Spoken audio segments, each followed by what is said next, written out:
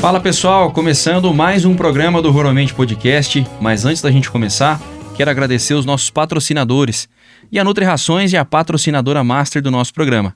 A Nutri tem um recado pra gente. Nutri Rações, há 31 anos apresentando soluções em nutrição animal. Uma empresa especializada na produção de alimentos concentrados para bovinos, equinos, ovinos, suínos e aves. Possui uma linha completa de produtos destinados à pecuária leiteira, garantindo eficiência e economia em todas as fases da produção. Animais em aleitamento, recria, reprodução, pré-parto e lactação. A Nutri também está presente no mercado de insumos agrícolas, comercializando adubos, corretivos, sementes, foliares, produtos biológicos, entre outros. Para melhor servir o produtor rural, possuímos uma equipe de engenheiros agrônomos, zootecnista e apoio comercial. Venha nos fazer uma visita na nossa fábrica, na rua Dr. José Luiz Viana Coutinho, número 281. E venha conhecer a nossa loja na Avenida Joselir de Moura Bastos, número 298. Nutri Rações, desde 1993, oferecendo soluções em nutrição animal. Irrigação Carriel, há mais de 30 anos no mercado agrícola. A Irrigação Carriel é uma empresa especializada em implantação de sistemas de irrigação. A necessidade de otimização dos recursos produtivos com aumento de produtividade e redução de custos leva o produtor à adoção de tecnologias para a viabilidade do agronegócio. Este tem sido o objetivo da Irrigação Carriel, oferecer soluções para o aumento da rentabilidade dos empreendimentos na região sudoeste de São Paulo e leste do Mato Grosso do Sul. Irrigação Carriel, há mais de 30 anos no mercado agrícola. Maré Shopping, o maior e melhor shopping agropecuário do Brasil. A Maré Shopping está com o estoque preparado para poder atender você. Vem comigo que você vai conhecer um pouco da nossa história. A Maré Shopping conta com mais de 25 anos de história, 8 lojas físicas e agora estamos iniciando no mercado digital. Contamos com um espaço exclusivo para gato, uma completa farmácia veterinária com um atendimento exclusivo e cuidadoso para você e para o seu melhor amigo. Vem para o Maré Shopping.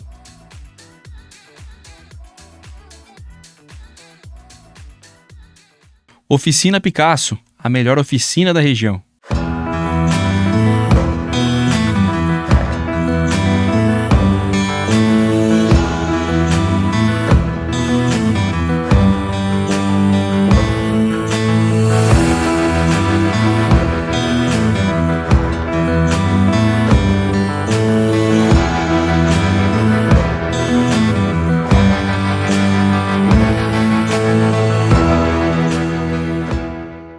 E quero agradecer à Rádio Interativa, a rádio que todo mundo ouve, a rádio que está presente em 49 cidades e atinge 1,5 milhão de pessoas diariamente. A Rádio Interativa, a rádio que todo mundo ouve. E para falarmos sobre o tema de hoje, melhoramento genético na bovinocultura de corte, recebo aqui Nilton Tamassia Pégolo, formado em Engenharia Agronômica pela Escola Superior de Agricultura Luiz de Queiroz Exalc, da USP de Piracicaba. Possui mestrado em Genética e Melhoramento de Animais pela Faculdade de Medicina Veterinária e Zootecnia da Unesp de Botucatu. E é doutor em Genética pela Faculdade de Medicina da USP de Ribeirão Preto.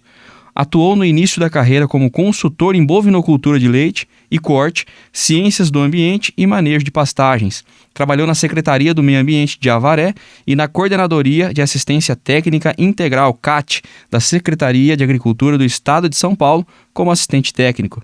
Trabalhou como pesquisador convidado do Institut de la Recherche Économique, na França, em 2008. Desde 2011 é professor e pesquisador do Instituto Federal de Educação, Ciência e Tecnologia de São Paulo, no IFSP, no campus Avaré, onde foi coordenador de pesquisa e inovação de 2013 a 2021. Foi coordenador do projeto de pesquisa do Programa de Melhoramento Genético de Precisão, em parceria com a ABCZ, o Núcleo Nelore e a Unesp, entre 2014 e 2017, sendo atualmente o líder do grupo de pesquisa de genética multidimensional aplicada. É membro do núcleo docente e estruturante do curso de Engenharia de Biosistemas, sendo responsável pelas áreas de sistemas complexos, zootecnia de precisão e ciência de dados. É sócio proprietário da Fazenda São Marcos, em Avaré, empresa rural com atividades na produção de reprodutores bovinos da raça Angus, com parcerias em citros, cana-de-açúcar e cereais. meu querido mestre Newton Tamassia. Seja bem-vindo ao Ruralmente.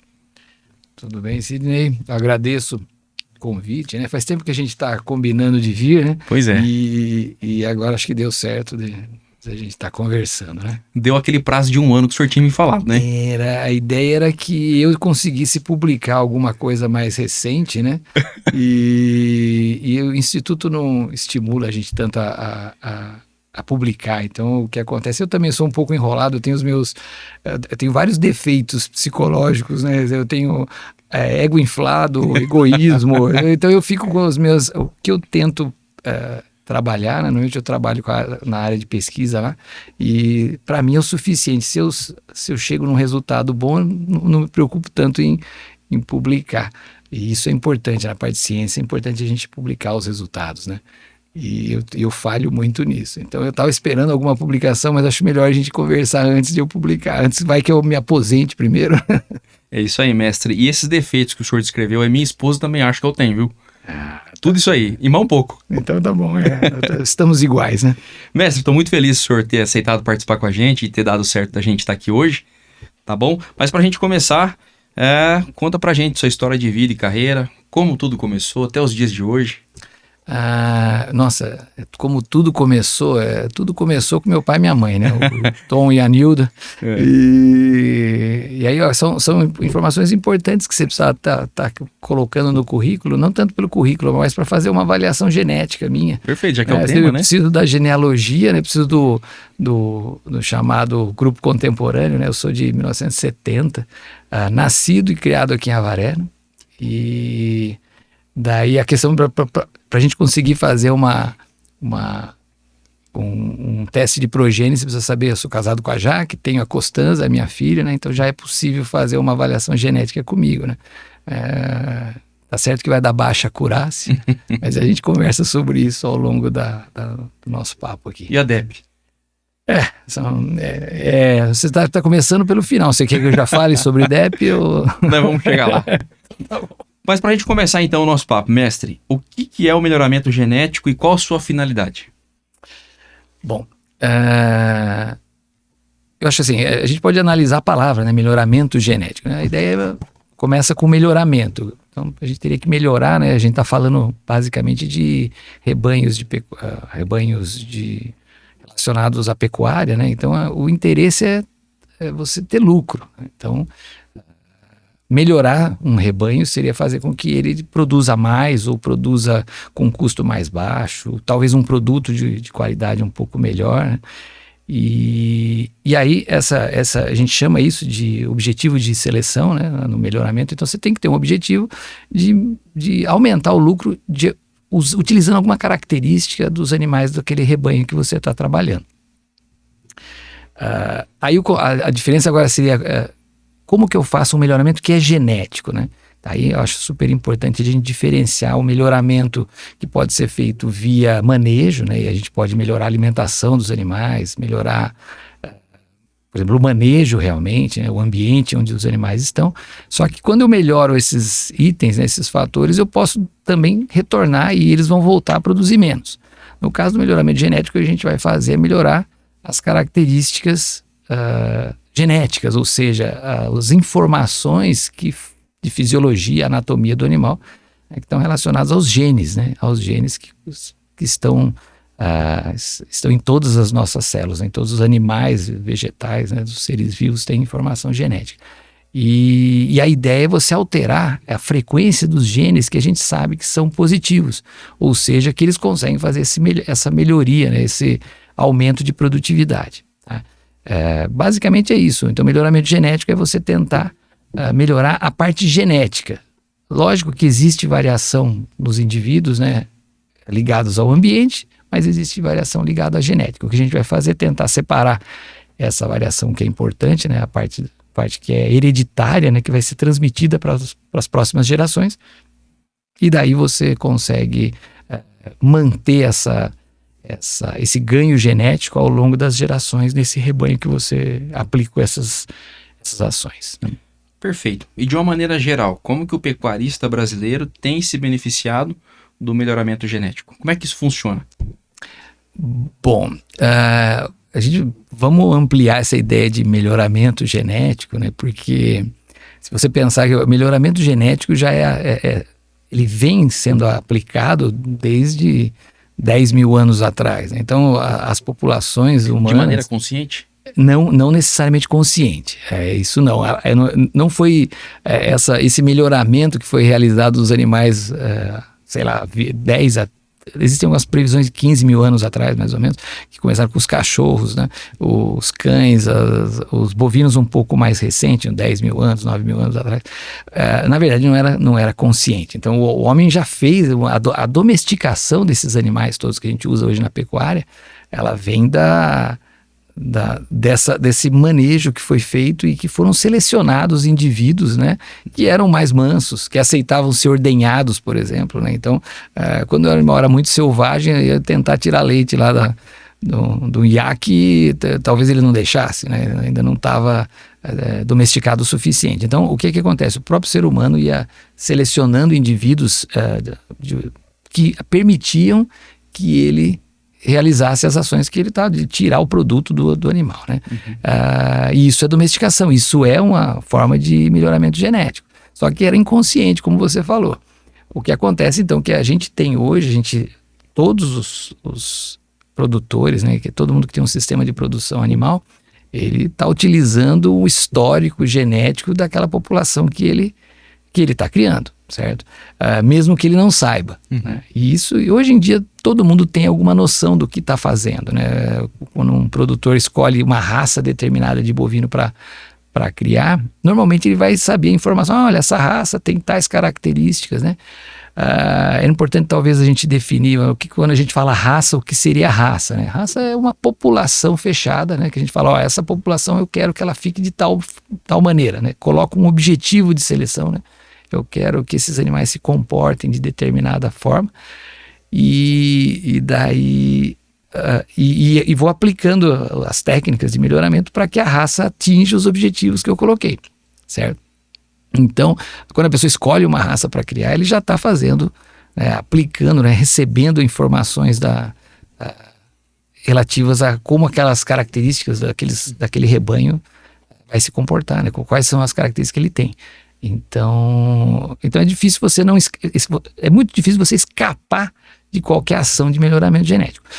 Eu acho importante duas situações, né? Todo pecuarista, quando ele começa a ter começa a trabalhar num sistema de produção específico, né? Primeiro, a ideia da pecuária é que ele vai tirar um produto, né, desses animais. E aí que tá, esses animais serem mais eficientes, é fundamental que ele tenha uma genética apta a fazer aquela determinada produção. Mas a ideia seria invertida, seria você tirar leite de raças que são tipicamente de corte. Você está escolhendo errado, né? Então existem opções que podem ser realizadas de forma errada, mas normalmente ele já tem essa maquininha. E na pecuária o interessante, né, se a gente imaginar o sistema de produção animal como uma empresa, as máquinas que são os animais, eles se autorrenovam, né? Coisa que uma indústria não, você teria que comprar uma máquina nova para produzir os animais. Na verdade, a grande parte das fazendas, elas produzem os animais das próximas gerações. Então, quando você vende uma vaca que já está idosa, etc., e substitui por uma novilha, você está trocando a máquina, e aí é que é o X da questão, né? Você tem que manter máquinas cada vez mais eficientes. Então, o melhoramento genético faz com que você acrescente, né, tecnologia, acrescente conhecimento, informação, e escolha como que o seu rebanho vai ser no futuro, justamente utilizando essas técnicas de melhoramento, certo? Perfeito. E de uma maneira geral, como é que está o pecuarista brasileiro hoje perante o melhoramento genético? Como que isso tem influenciado? O pecuarista tem investido cada vez mais, ou ele está meio perdido, como o senhor disse agora há pouco, né? Tem gente que escolhe errado, né? Como é que está sendo isso hoje, atualmente? A questão de informação, a gente tem, né, os sistemas de produção no Brasil são muito heterogêneos. Guarda essa palavra porque a gente vai provavelmente discutir mais à frente essa situação no Brasil, né? Você tem vários tipos de sistemas de produção. uns mais lucrativos, outros menos, alguns talvez até tendo prejuízo, mas permanecendo na atividade.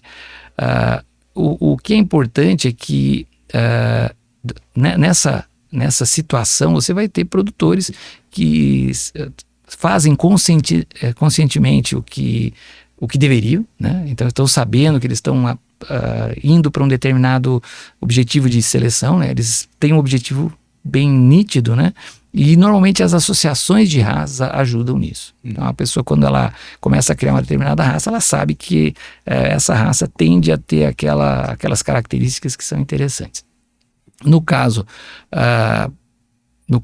existem também produtores que estão só, por exemplo, faz a recria, ele não está tão preocupado em fazer melhoramento, ele só vai adquirir animais, mas ele também se importa com a informação de qual rebanho veio, qual a característica dos animais que ele está comprando, para ver se o ganho de peso vai ser bom, etc. Então, informações relacionadas às diferentes raças, elas são divulgadas pelas próprias associações. É uma das funções das associações de raça, né?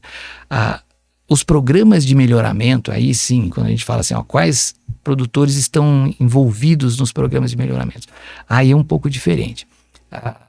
Não sei se, acho que é interessante comentar, né, que os programas que as associações promovem, elas se posicionam numa pirâmide que a gente fala, né? Você tem rebanhos que a gente chama de elite, que estão lá na pontinha da pirâmide, são poucas fazendas que investem muito para que os genes, né, favoráveis sejam selecionados. Então a ideia é que você tenha rebanhos que eles gastam muitos recursos para que a produção seja bastante, que os genes que eles vão ter naqueles animais aumentem muito a produção. Isso normalmente tem um custo alto, certo? Então e poucas fazendas normalmente fazem esse chamado rebanho de elite. Você vai ter um segundo nível, que seriam os rebanhos multiplicadores. São animais que criam animais dentro desse programa de melhoramento, mas que esses animais, na verdade, os genes que já foram selecionados nos rebanhos de elite. A ideia aí é que haja um fluxo gênico, né? Esses genes sejam transmitidos para os filhos aqui nos rebanhos multiplicadores, e aí você tem muitos animais com uma qualidade, vamos dizer assim, superior, né? O que foi escolhido passou para esse grupo, que são os rebanhos multiplicadores. E finalmente esses rebanhos multiplicadores, a partir do momento que ele faz com que os genes estejam numa frequência, os genes favoráveis estejam numa frequência muito mais alta nesse rebanho multiplicador, os animais são passados para os rebanhos comerciais, que é a base da pirâmide. Os rebanhos comerciais não estão tão preocupados, mas basicamente o que a gente tem é esse fluxo gênico, né?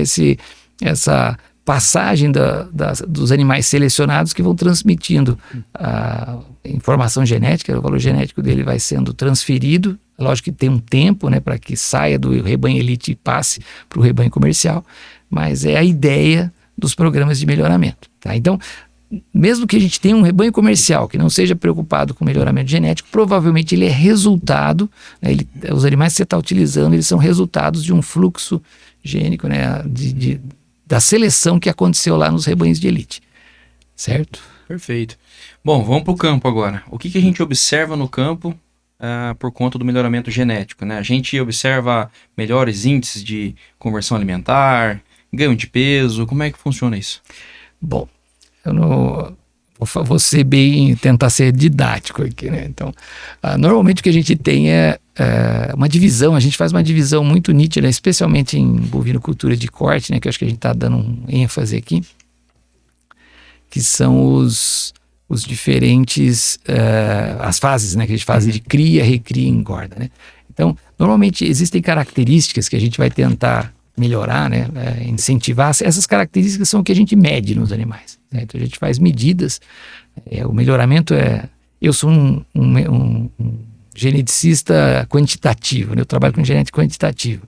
Hoje a gente tem uma linha que é a genética molecular, né? Então cada um tem a sua especialidade, mas a minha área mais é na questão de analisar as medidas e tentar transformar essas medidas em valores genéticos, né?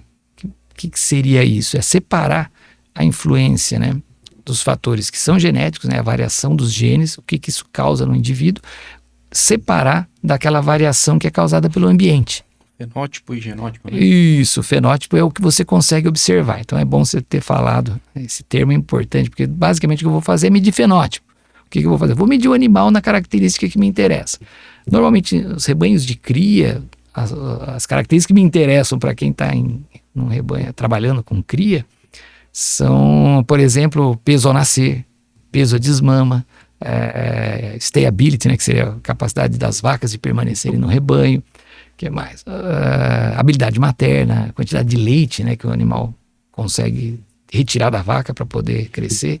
Então tem essas características mais marcantes para a cria. A recria seria o que? Ganho de peso aos 365 dias, peso aos 550, essa fase posterior, né, que seria preocupada com o ganho de peso desses animais, né? Aí a gente tem a fase de engorda. Na fase de engorda, normalmente o que você vai tentar melhorar é a qualidade da carne ou o acabamento do animal, né?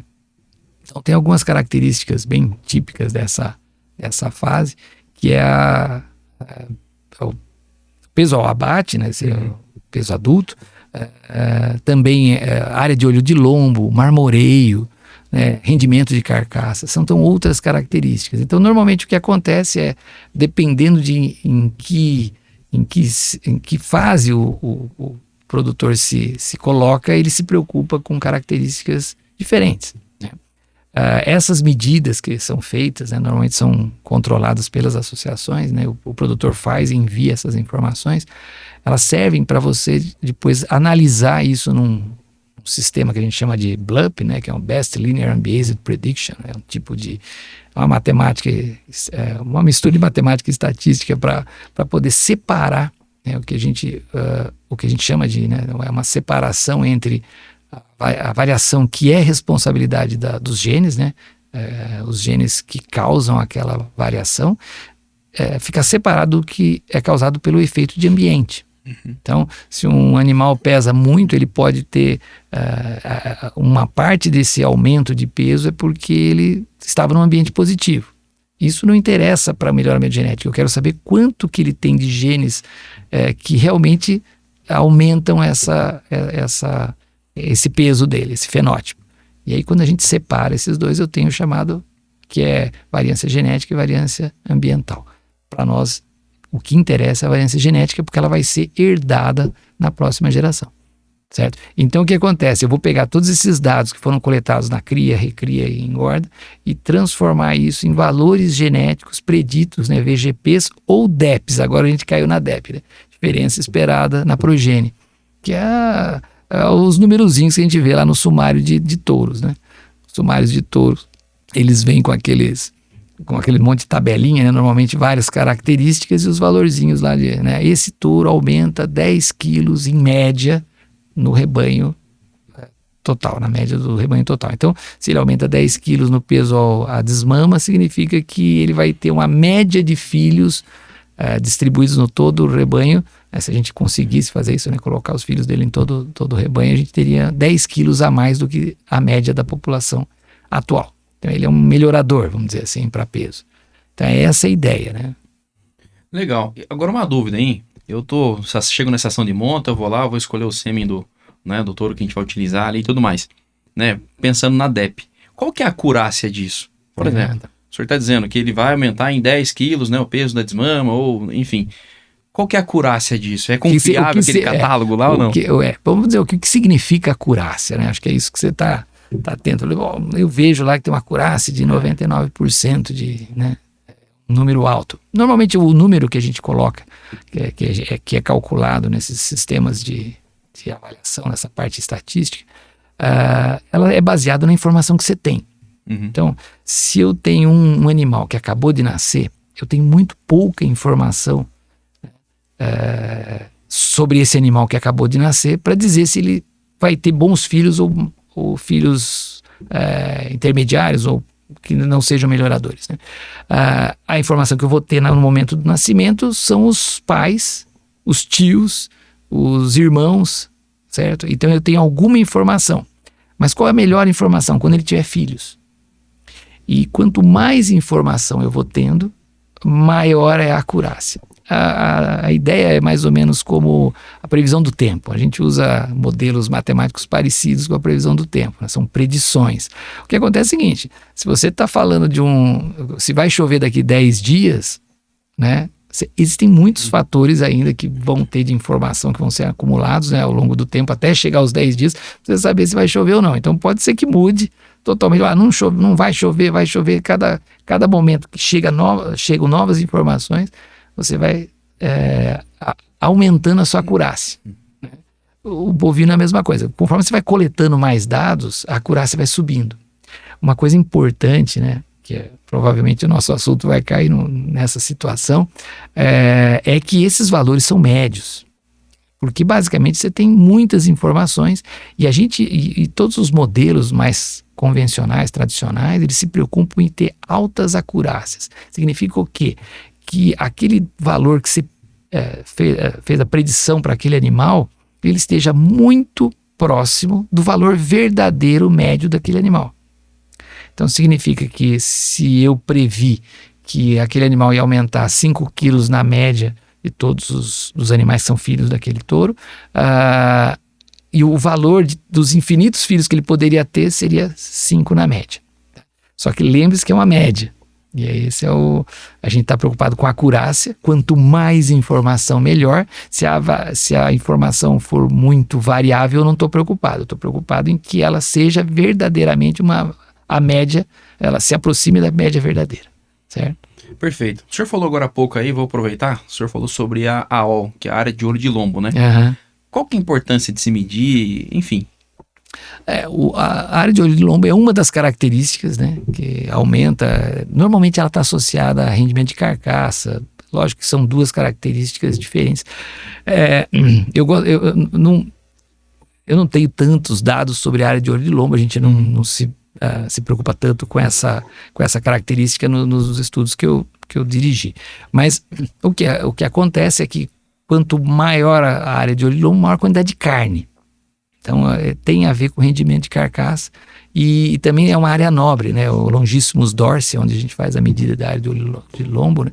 Ele é um músculo, é o contrafilé, né? Então ele é um músculo que a gente considera que é um corte nobre do bovino. Então é uma característica interessante para ser selecionada. É feito também, a área de olho de lombo é feito em suíno também. Então quando você se interessa por quantidade de carne, a gente pode falar sobre gordura de cobertura, que no Brasil é importante pelo sistema de refrigeração que a gente tem nos frigoríficos, né? Então é dada muita importância a essa cobertura de gordura das carcaças. Por quê? Porque ela evita endurecimento, né? O cold shortening, né? Que seria o encurtamento das fibras na hora que você refrigera de uma forma muito rápida. Então, é outra característica típica de carcaça que é importante, são as variáveis que eu vou usar no melhoramento. Então, aí a dúvida, assim, olha, qual é o animal que você está criando? Que raça você trabalha? Essa raça tem uma preocupação, né? O objetivo de seleção dela é aumentar rendimento de carcaça, é melhorar a qualidade da carne. Vamos falar um pouquinho do Angus, né? Angus, Wagyu, etc. São raças que se preocupam o quê? Com a qualidade da carne relativa ao marmoreio, que é outra característica. Então, essas medidas que a gente pode dar, né, a gente atribui valores para essas diferentes características, então elas podem ser importantes dependendo do animal, né, dependendo dessa população que você vai estar melhorando. Tá? Bacana. 8 anos depois eu tenho uma pergunta para fazer para o senhor. Tá. Aonde que a calpaína e calpastatina entra nisso tudo? Então, né? Essa isso acho que você estava preocupado, né? Na verdade tem a ver com a questão da digestão das fibras, né? Da quebra das fibras de miosina, não é isso? Basicamente é o que o pessoal estava utilizando essas... Mas não é minha área, eu não vou me aprofundar, vou deixar você com as suas dúvidas. Tá explicado que eu tirei 10 então. Ô, mestre, a gente falou sobre melhoramento genético, né? E aí, o que é o melhoramento genético de precisão? Quais os resultados obtidos? Qual que é o conceito? Tá. É importante a gente colocar, né? Eu dei uma ênfase, né? quando eu falei que são os valores médios, né? Então, esse nome, melhoramento genético de precisão, na verdade a gente utilizou isso num programa, num projeto que a gente apresentou para o CNPq, então veio esse nome, né, melhoramento genético de precisão. A gente estava aproveitando o termo precisão, né, que estava na moda, era 2014 quando a gente usou quando apresentou esse projeto para o CNPq para conseguir recursos, né, para pesquisa, e a gente chamou de Programa de Melhoramento Genético de Precisão. E a ideia era tirar um pouco da ênfase na acurácia, né, que seria a média verdadeira, e tentar diminuir a variação de dados. Isso está relacionado a uma circunstância que não era tão óbvia quando eu comecei. Na verdade, é o assunto de pesquisa do meu mestrado e doutorado. Então, a hora que eu fui aplicar no instituto, a gente deu esse nome, né? E vou tentar explicar contando uma historinha, mais ou menos, que foi da onde eu tirei a pesquisa, né? O meu trabalho de pós-graduação foi em cima dessa dúvida que a gente tinha. Quando eu comecei a trabalhar como consultor há muito tempo atrás, e uma das áreas que eu trabalhava era em consultoria de confinamentos, né? E tinha um confinamento muito grande, mas que tinha umas dificuldades grandes, que eles não tinham a área de produção de volumoso. E aí a gente optou, ele queria criar de qualquer maneira, fazer o confinamento, e a gente optou por fazer um confinamento de alta energia, isso próximo de São Paulo. E aí o que acontece? O zebuíno, né, especialmente naquela época, era o ganho de peso com energia com rações de alta energia, né, praticamente só grãos, né? A gente está usando praticamente só grãos, usando o mínimo possível de volumoso, né, para fazer o rumen funcionar. Eles são menos eficientes porque existem dados que falam que o intestino é mais curto, tem algumas coisas que favorecem o taurino. São animais que já estão selecionados para esse tipo de confinamento. E a gente começou a procurar animais de cruzamento industrial, para ver se a gente tinha resultados um pouco melhores do que os puros zebuínos, né? Que é o rebanho base do nosso, do nosso país. Bom, a gente encontrou muito, na época era moda o cruzamento de Limousin, não sei se você já conheceu esses. Hoje tem bem menos, acho que tem alguns criadores, mas assim, na época era febre, né? Então todo mundo aqui em São Paulo tinha bastante criadores, e a gente foi atrás desses cruzamentos, e a gente encontrou alguns cruzamentos de Angus também. E na época a gente produzia, na propriedade da minha família, a gente tinha zebuínos, era basicamente tabapuã, tinha Nelore mocho, alguma coisa assim, mas era zebuíno. E só uma coisa, o Limousin, ele dá uma carne mais magra, né? Ele não a gente chama, é um taurino continental, né? Então ele é um dos que tem aquela musculatura dupla, né? E aí o que acontece é que ele produz muito músculo, mas a cobertura de gordura é um pouco menor, né? Então o que acontece é que ele é tardio, ele é mais tardio, apesar de ganhar muito peso, né? Então essa discussão de o que é precoce e o que é tardio também é uma coisa curiosa, porque tardio em relação a acabamento, né? Então normalmente eles não tinham acabamento, o animal era enorme, mas ainda não estava com cobertura de gordura, que eu falei que é importante para o frigorífico. E aí a gente foi procurar gado para comprar, e falei, eu vou começar a produzir cruzamento industrial, só que buscando quais seriam as raças ideais, a gente encontrou alguns cruzamentos de Angus, e falou, vamos atrás de Angus. Nesse período foi isso, 94, 95, acho. E a gente começou a comprar eu fui para o Rio Grande do Sul, né? Fui eu com o meu irmão, né? Meu irmão é veterinário, Paulo. E a gente trouxe um rebanho pequeno de fêmeas Angus, Red Angus. Por que Red, né? Não o Black? Porque na época o mercado era meio... não conhecia os bezerros, né? Se você fizesse Black, você ia achar que era filho de gado de leite, né? De holandês. Então a gente achou que se fosse vermelho ia ficar mais parecido com o Limousin, o mercado ia ser mais interessante. Então a gente trouxe vários Red Angus para cá, animais de origem da Argentina, Uruguai e tal, e um pouco do Rio Grande do Sul também. E aí a brincadeira que eu sempre uso, né? Eu falei assim, a gente começou a utilizar sêmen americano, né? top 1%, né? E isso são percentis que a gente fala, top 1% significa o 1% melhor sêmen do mundo, né? Então eu escolhi o melhor 1% e eu produzi animais 100%, top 100%, ou seja, pode ser o pior do mundo, né? Uhum.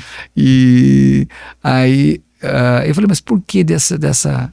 E eu estava usando DEPs, né? As DEPs americanas, inclusive, né? Que são extremamente acuradas. E por que isso não estava funcionando? Eu falei, ó, estavam nascendo animais fracos, peludos, tinham muito pelo. E eu não estava conseguindo explicar. Falei, por que não está funcionando se eu estou usando geneticamente a indicação da DEP? Aí fui questionar meus professores da faculdade. Falei, o que está acontecendo que eu não estou sabendo fazer o melhoramento aqui no... E aí eles me falaram, assim, as primeiras respostas lá na Exalc, falaram, não, é uma questão de amostra, né? Sua amostra é muito pequena, você está dando azar. Muito azar. Mas, e aí coincidiu, eu li um livro, na época eu estava lendo algumas coisas diferentes, né? Assim, e tinha um livro chamado Triple Helix, que é do Richard Lee Wotting, que é um cara, vamos dizer assim, o bambambam da genética. Ele falava assim, olha, não acredite tanto no DNA, o efeito de ambiente é muito grande, né? E aí eu comecei a questionar, e a ideia foi a partir daí que eu falei, olha, eu queria fazer algum estudo sobre isso, tentar verificar o que estava acontecendo, né? E é interessante essa questão, assim,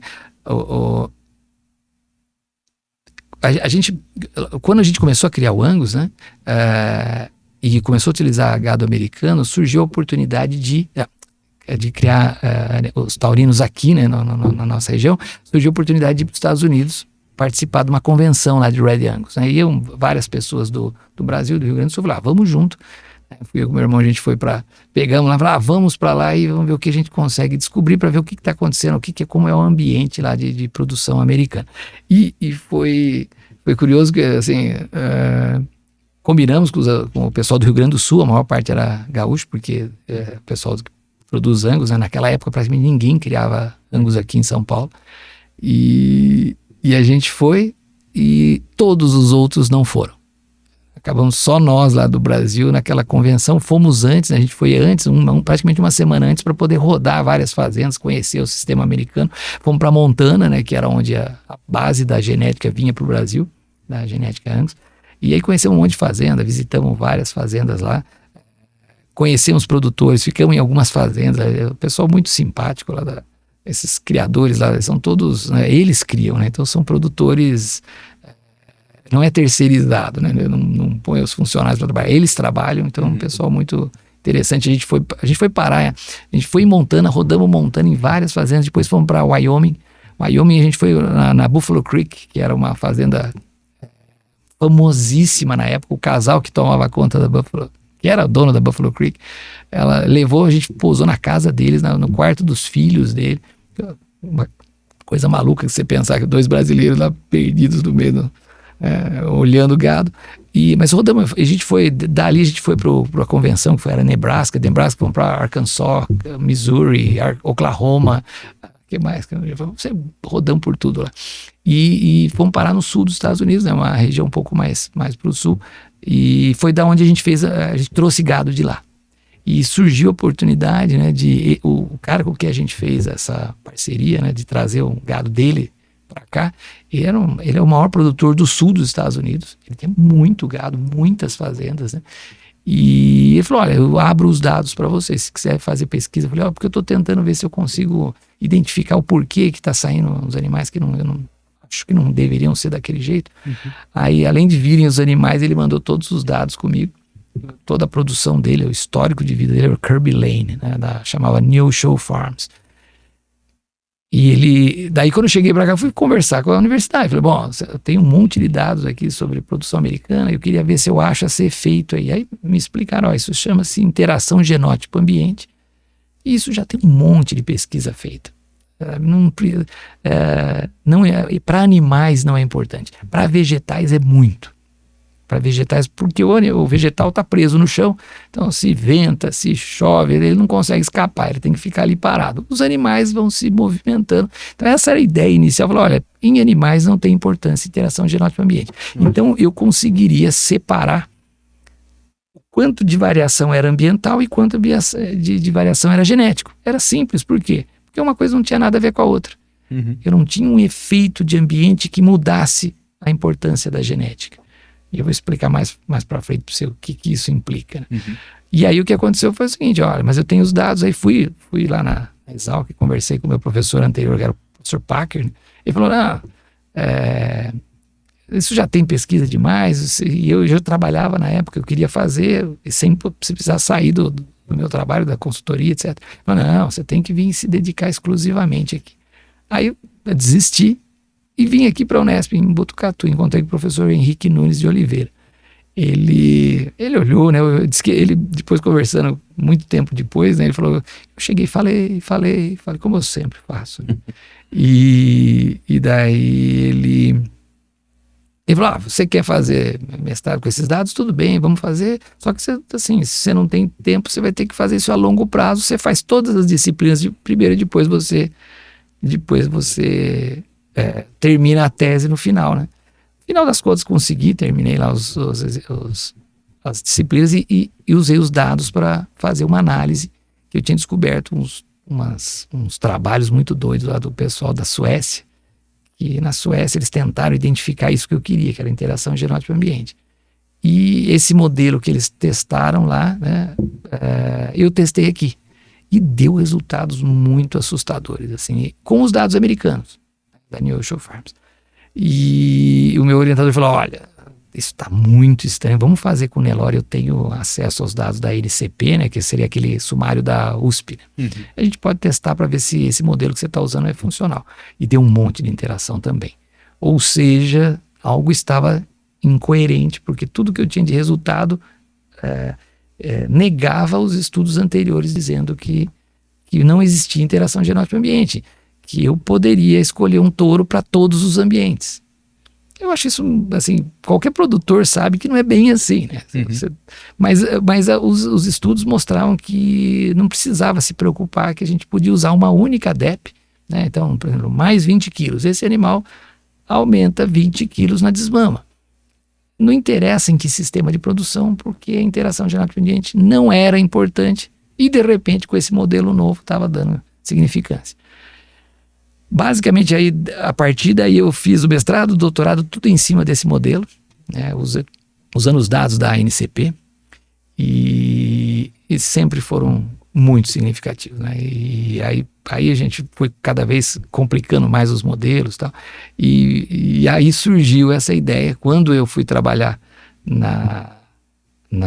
no Instituto Federal, eu falei, eu quero montar um projeto desse e tentar ver se eu consigo colocar essa ideia para os produtores conseguirem aproveitar essas variações, né?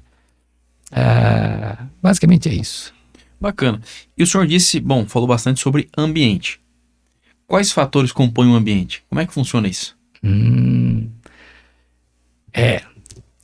Qualquer efeito, né, que gere variação, que não seja genética. Então, basicamente a gente vai chamar de ambiental. Então, na hora de você separar o que é genético, o que é ambiental, o importante é você saber o seguinte: se houve variação de genes, e essa variação de um animal para outro, houve uma diferença entre genes, a gente sempre faz comparativo, certo? Então a gente tem uma população, e nessa população houve variação de genes de um indivíduo para o outro, e isso implicou numa variação de peso, por exemplo, né? Vamos usar a característica peso aos 210 dias. Se essa variação de genes implicou numa variação de peso, significa que essa variação a gente atribui ao fator genético. Se houve variação que apareceu, mas que não é ligada à variação dos genes, eu chamo de ambiental. Então ela pode ser residual, ela pode ser relativa à temperatura, pode ser relativa à alimentação, pode ser qualquer coisa que não seja genético. É assim que a gente separa nesses modelos estatísticos, entendeu? Então existem vamos dizer assim, essas operações, esses cálculos que a gente faz para poder separar a gente chama de fazer a separação dos componentes de variância, né? Eles são bem complicados, né? Quando a gente começou com o projeto aqui no Instituto, as análises demoravam cerca de 4 a 5 meses num computador de 56 núcleos. 4, 5 meses para você saber qual era a variância genética e qual era a variância ambiental. 4 ou 5 meses? 4, 5 meses de um computador rodando o tempo inteiro. Então ele fica lá rodando, fazendo todas essas contas, que são matrizes enormes. Depende do tamanho do rebanho, né? No caso dos dados da NCP desse caso eram dados da BCZ. Da BCZ eram dados de acho que tinha 1 milhão e meio de animais. E então cada animal vai ter que ter toda a sua... Você define todos os parâmetros, né? A partir dos parâmetros você acha as predições para todos os valores genéticos desse animal. E isso exige um potencial computacional que a gente só conseguiu nesses últimos anos. Hoje não, hoje acredito até que está muito mais rápido. Mas você precisava de um poder computacional muito alto. A gente tinha na época, só que aí ficaram os 4 meses. Eu pus, os programas às vezes não conseguiam utilizar todos os processadores. Olha só. Então a gente tinha que... Eu colocava várias análises ao mesmo tempo. Então basicamente é isso. E é isso que eu estou falando. Então a gente precisa separar essas duas coisas. O problema do que quando a gente fala de precisão é que... E agora eu vou tentar fazer uma explicação mais fácil de entender. Imagine que você está criando urso polar no Ártico. Então você tem lá uma criação enorme de ursos polares, né? Eu vou exagerar porque daí fica fácil de entender. E eu estou criando ursos polares e eu tenho o melhor urso polar lá, que ele nada bem, ele produz bastante carne, etc, naquele frio do Ártico. E eu resolvo fazer uma filial, né? Uma fazenda filial da minha produção de urso polar lá do Ártico aqui no Floresta Amazônica. E trago os melhores animais de lá para cá. Você acredita que as características que eu selecionava lá no Ártico são as mesmas que eu vou precisar para os animais aqui na Amazônia? Uhum. Provavelmente não, porque o que acontece? O meu melhor animal lá na Amazônia, ele vai ter que ser muito peludo, com uma grande... Não, desculpa, do Ártico, ele teria que ser muito peludo, com uma grande quantidade de gordura para proteger do frio, etc. Quando ele chegar aqui na Amazônia, ele vai ter que perder calor. Com aquele mundo de pelo, com aquele monte de gordura, esse animal vai ter um problema sério de dissipação de calor, porque vai estar muito quente, ele tem que... Então, as características que são boas para um ambiente se tornam horríveis para o outro. E é essa a ideia, eu não consigo pôr em um único número a diferença entre dois ambientes. Para lá, o animal tinha que ter aqueles genes. Para cá, tem que ser outros genes. Então, não cabe... Aquele mesmo animal, ele era positivo, né? Uma DEP muito positiva para ganho de peso lá no Ártico. E, de repente, ele tem uma DEP negativa. Ele piora o rebanho aqui na Amazônia. Eu mexi em alguma coisa em relação aos genes desse animal? Não. Simplesmente os genes deixaram de ser importantes dependendo do ambiente. Quando você tem o valor genético dependente do ambiente... Você juntou os dois, você não consegue mais separar esses dados. Então eu tenho que fazer uma classificação lá no Ártico e outra aqui na Amazônia. Não dá para usar mesmo. E isso é fazer melhoramento de precisão. É você separar as análises que não podem ser feitas juntas. Então, de certa forma, o que eu faço? Eu vou ter um ranking de ursos polares no Ártico e um ranking diferente. Provavelmente o melhor lá do Ártico é o pior do meu ranking da Amazônia. Entendeu a ideia? Aí em bovinos isso acontece? Os trabalhos mostravam que não. Atualmente mostram que sim. O que a gente tem, esse modelo novo chamado de norma de reação, ele muda totalmente a forma de análise. O que a gente faz é dizer o seguinte, eu só posso dizer se é o valor genético daquele animal, a DEP daquele animal, quando eu especificar em que ambiente ele está. Então eu tenho que dizer, olha, em tal ambiente. E aí eu consigo posicionar o animal e falar, olha, neste ambiente o ranking é este, mas no outro ambiente é outro. Isso é o modelo de norma de reação, entendeu? E que é o que a gente utilizou no programa de melhoramento genético, nesse projeto que a gente desenvolveu lá. E eu tenho estudado desde do mestrado, doutorado, tudo. Perfeito. Bom, utilizando esse exemplo que o senhor deu, né, a gente traz para o Angus. É um animal, né, que vem de origem europeia, né, e de clima temperado, e hoje está no Brasil de clima tropical. E aí, fala um pouco, como é que foi isso? Bom, esse estudo todo surgiu porque a gente estava criando Angus, né? Esse destaque foi dado ao Angus, apesar de depois a gente ter utilizado. Eu usei todos os dados que a gente desenvolveu no mestrado, né, que seria os dados da New Show Farms, o nosso rebanho, basicamente usou os animais que eu achei interessante do estudo de norma de reação. Uhum. né? Então, eu aproveitei um pouquinho dos dados que os caras mandou para poder escolher quais touros eu ia usar aqui. Então, a gente teve muita sorte. Algumas noviças que a gente trouxe se adaptaram bem, outras não. A gente teve algumas linhagens que não se adaptaram, mas a conversa que a gente teve com o Kirby Lane, que era o dono da Neosho Show Farms, ele falou o seguinte, que quando ele trouxe animais do norte dos Estados Unidos, lá de Montana, para a fazenda dele, que era no Missouri, sul do Missouri, morreram animais. Eles não suportaram o calor do verão do sul dos Estados Unidos. Ela é meio centro-sul, né? Mas tem um calor grande no verão. Então, ele falou, olha, é muito importante isso daí. E o que eu fiz para analisar esses dados foi comparar inverno com verão, viu? Não mudei a fazenda, eu só peguei os dados de inverno que ele tinha e separei dos dados de verão. E aí o que aconteceu é que inverteu a ordem dos melhores animais. Bom, então a gente falou, vamos tentar adaptar aqui. Vou usar uma outra coisa importante. Eu posso, né, quando a gente usa melhoramento genético de precisão, eu posso definir o ambiente que eu quero. Então eu pego lá e coloco lá, esse ambiente é tropical, eu tenho que ter dados oriundos nesse ambiente tropical para poder escolher o animal que é bom naquele ambiente. Uhum. Aí, mas eu tenho uma outra forma de usar esses dados. Quando você fala, quando a gente fala de melhoramento genético de precisão, eu posso utilizar a informação de como um animal se comporta em todos os ambientes. Ou seja, a gente vai diferenciar duas palavras que todo mundo usa como se fosse a mesma coisa, que é adaptação e adaptabilidade. Todo mundo fala, esse animal tem adaptabilidade, ou ele tem adaptação. São coisas diferentes. Um animal adaptado significa que ele está adaptado, ou seja, ele se dá bem naquele ambiente específico. Então o Nelore é uma raça adaptada às situações do Brasil. Mas ele é adaptável, ou seja, ele tem adaptabilidade. Uhum. Eu consigo colocar ele para sobreviver no Alasca? Provavelmente não.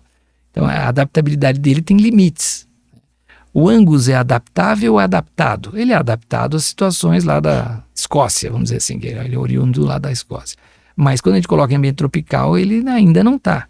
Ou pode estar, ou será que tem essa variabilidade? Então esse estudo é que estava faltando. Então, o que eu posso dizer para você é o seguinte, a gente hoje, né, da experiência que a gente teve com o nosso rebanho, eu trabalho com Angus puro.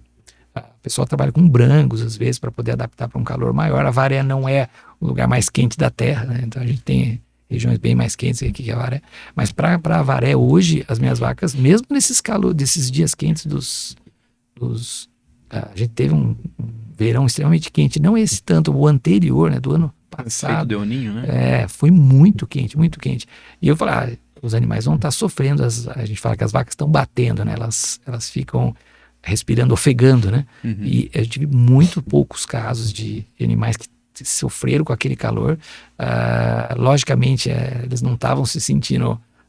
elas não estavam nos Estados Unidos, né? Mas numa região com estresse térmico, elas não bateram e assim, você não percebia, e tinha animal pastejando em pleno meio-dia com 39 graus, 40 graus.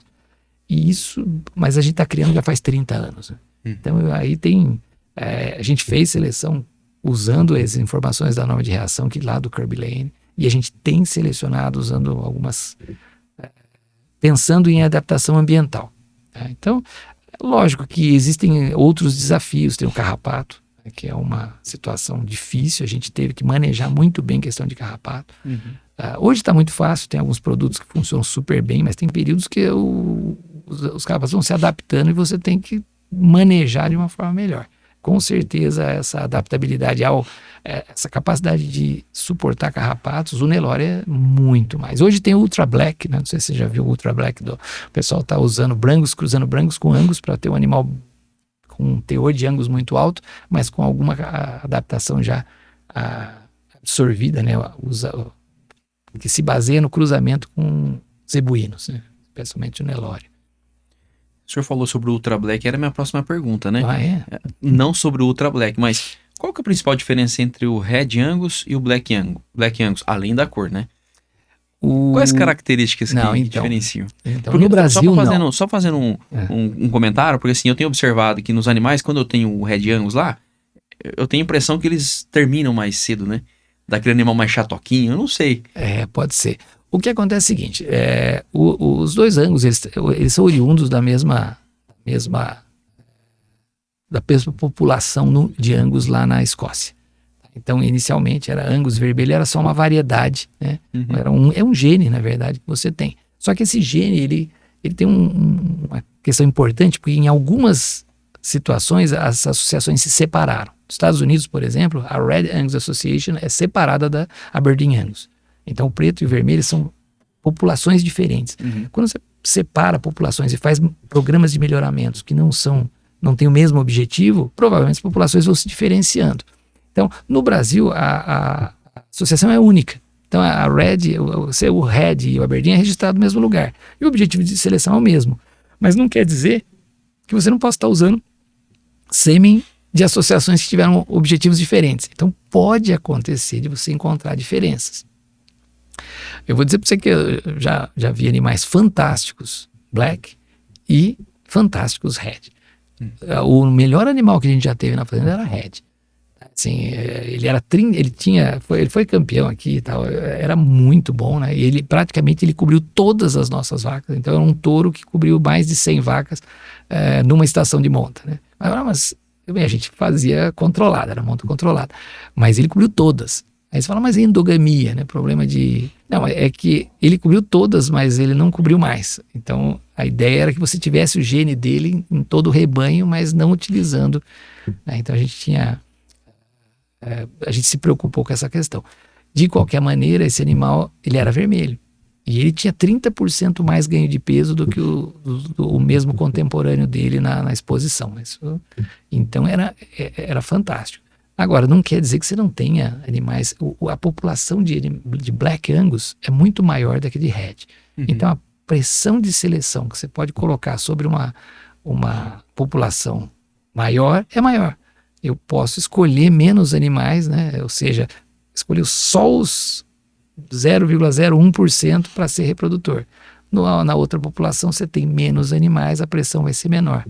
Você tem menos variabilidade normalmente. Então depende. A hora que eu trago para o Brasil um Red Angus, eu cruzo com o preto e igualo a variabilidade, vamos pensar assim. Mestre, a gente só vai fazer uma pausa porque a E-Solo tem um recado para a gente. Você sabia que o sucesso da sua produção começa no solo? O solo é a base de tudo e cuidar bem dele é essencial para garantir uma colheita abundante e lucrativa. Um manejo eficiente e inteligente é a base para colheitas de sucesso. Com as técnicas certas, você pode maximizar o potencial do seu solo e obter resultados incríveis. A E-Solo traz soluções que transformam desafios em oportunidades. Com nossa consultoria personalizada, você pode monitorar e melhorar a saúde do seu solo, garantindo um futuro mais próspero para a sua produção. Chega de contar com a sorte. A agricultura moderna não pode depender apenas do acaso. Resultados incríveis vêm da estratégia certa. Planejamento e tecnologia são essenciais para o sucesso. Com a E-Solo, você tem acesso a dados precisos, mapas de fertilidade detalhados, informações em tempo real e soluções personalizadas para a realidade da sua propriedade. Transforme sua produção com eficiência e inovação. Na E-Solo, você investe em uma parceria que gera lucros sustentáveis e duradouros para o futuro. São mais de 100 mil hectares transformados pela nossa consultoria especializada em grãos, cana-de-açúcar, citros e outras culturas agrícolas.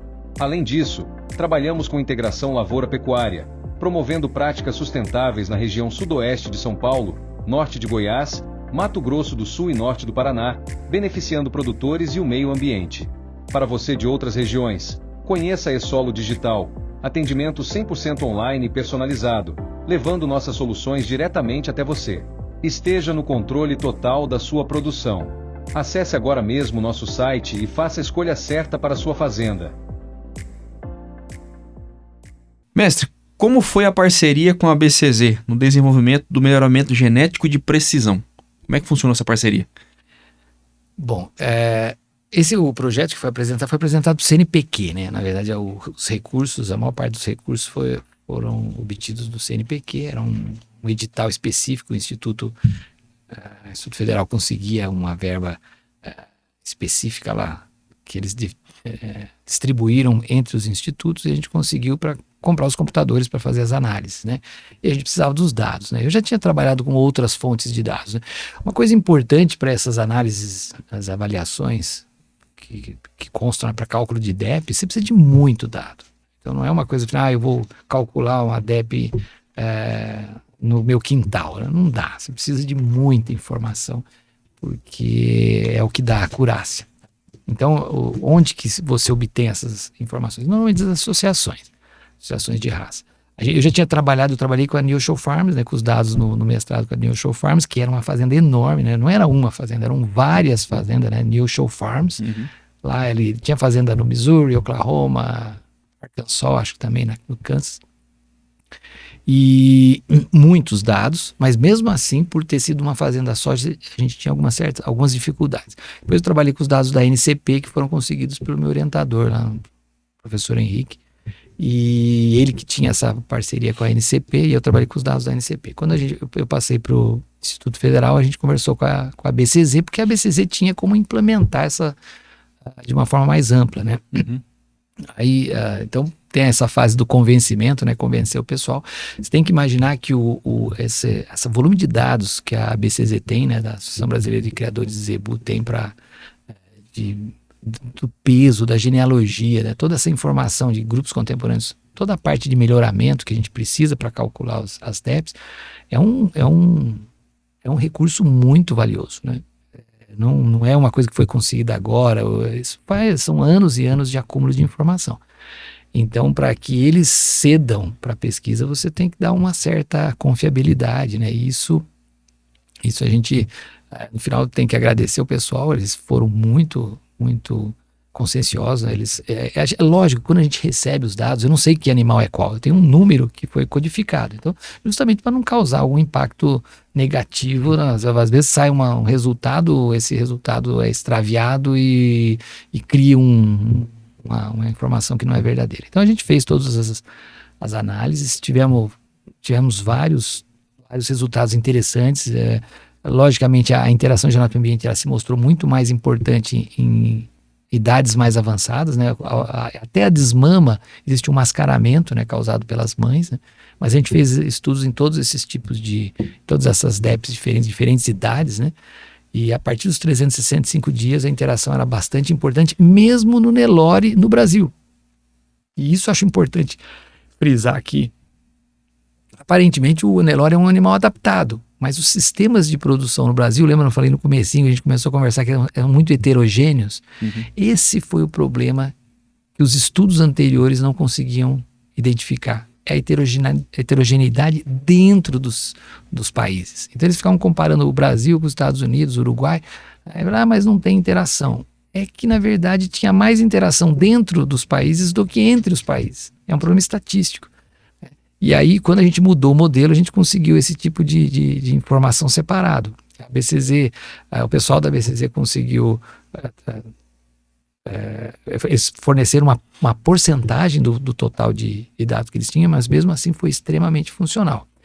A questão, depois que a gente teve os resultados, a gente desenvolveu 2 aplicativos de computador, um para computador, outro para celular, que você, como produtor, você acessava você indicava o seu ambiente, né, dizia o seu nível de produtividade, e ele te dava o ranking dos touros. Isso foi desenvolvido lá com o pessoal da TI do Instituto, e a gente registrou esses programas em nome nosso e da BCZ junto.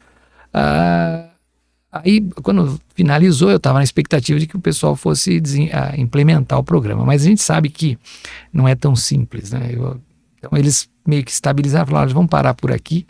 A gente não vai montar agora um projeto para, né? A minha ideia era oferecer de forma diferenciada, não, porque também existe um problema sério, né? O uso de DEPs, né, no Brasil ela é muito pouco valorizada.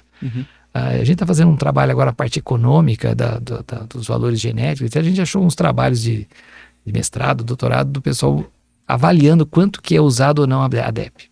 E uma das coisas que eles descobriram é que o valor de touros, por exemplo, em leilão, etc., desconsideram, não há correlação alta entre o valor da DEP e a venda do touro, o valor do touro. Ou seja, o pessoal não dá tanta importância. E uma das causas, que acho que provavelmente foi questionado junto com a BCZ, era que o pessoal não entende e não confia. e não confia porque não entende. E o meu ponto de vista era um pouco diferente. Eu acredito que eles não confiam porque eles não acham que está correto. E pode acontecer de muitas vezes, eles veem que a produção é de um jeito, e foi o que aconteceu comigo com Angus.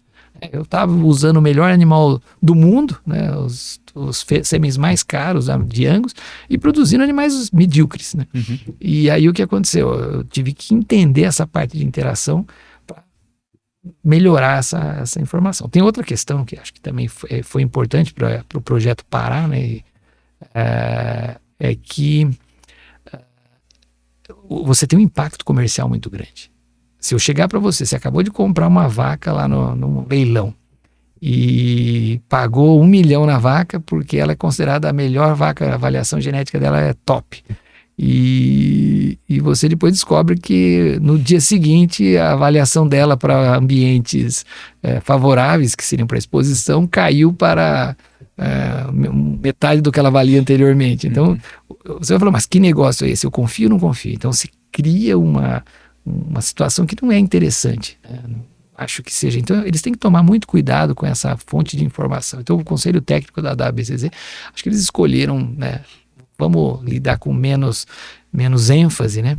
Outro ponto importante, né, que eu nem discuti com eles, mas que é importante também, se você abre um programa de melhoramento genético de precisão, a velocidade de ganho de peso, a velocidade de ganho genético é muito maior, é praticamente o dobro.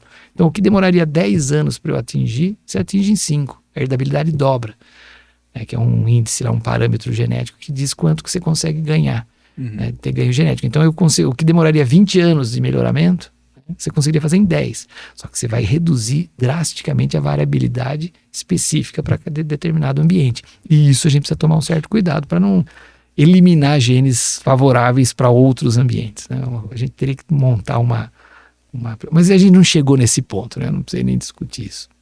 Perfeito. Bom, a gente falou da BCZ e agora a gente fala do IFSP, né? O senhor falou um pouco, mas só para a gente reforçar, como é que está o papel da IFSP no desenvolvimento desse sistema de melhoramento genético de precisão? Não, a gente chegou até... o projeto em si, ele findou, né? A gente fez praticamente todo o encaminhamento, né, do que foi proposto no projeto, e a gente chegou nesses recursos. Aí foram registrados os dois aplicativos, né? Foram registrados, né? Então eles estão no nome do Instituto Federal e também do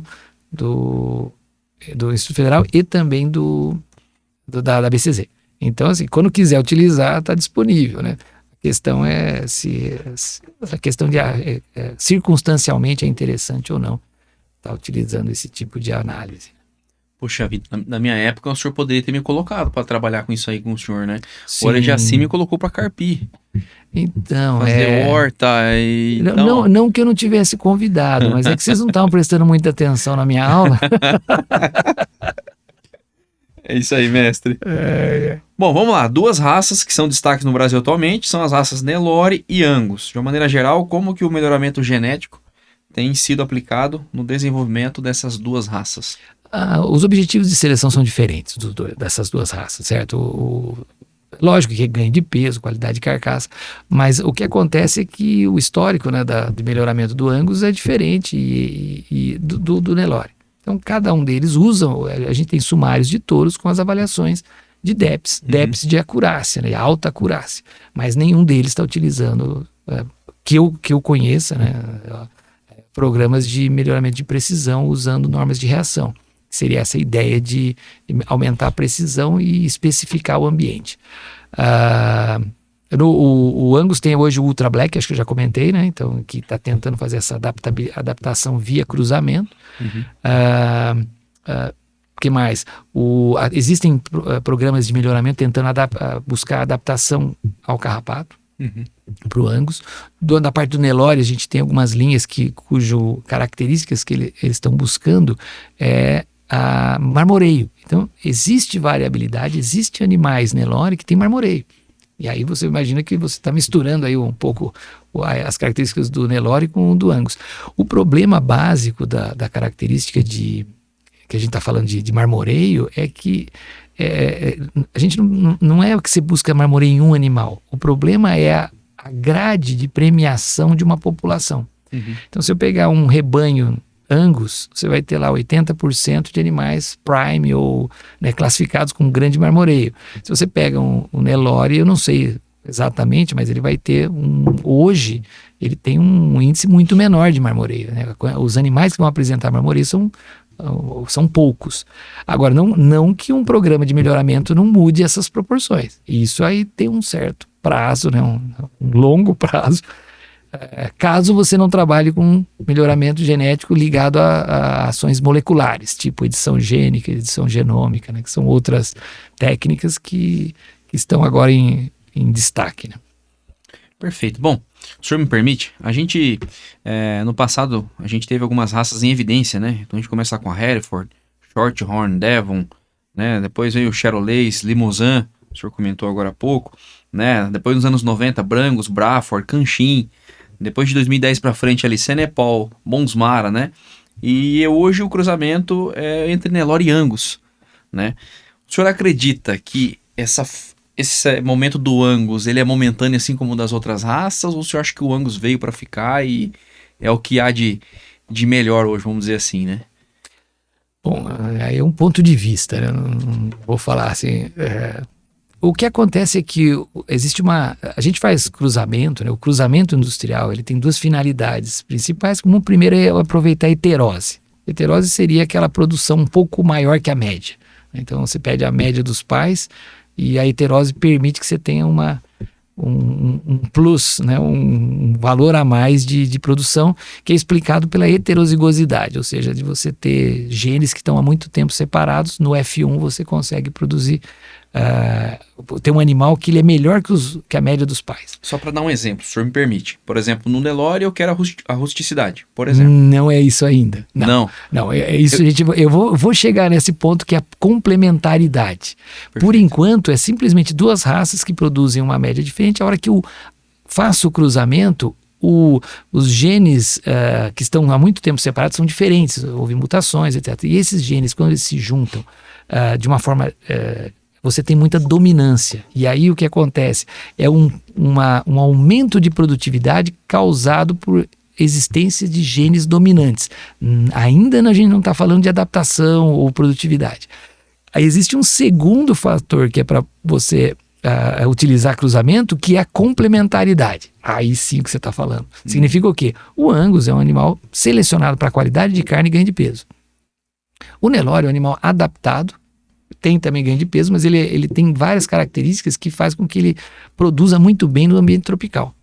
Quando você cruza esses dois animais, você está trazendo os genes dos dois, então você tem uma melhora da adaptação do Angus, né? E, lógico, não chegando a ser um Nelore, né? Então ele incrementa a adaptação do Angus, ao mesmo tempo que você incrementa a qualidade de carne e a coisa do Nelore. Então o F1, vamos dizer assim, o primeiro animal de cruzamento, que ainda você não tem segregação, ele vai ter as características em conjunto, então vai ser um animal melhor, entendeu? E isso é complementaridade.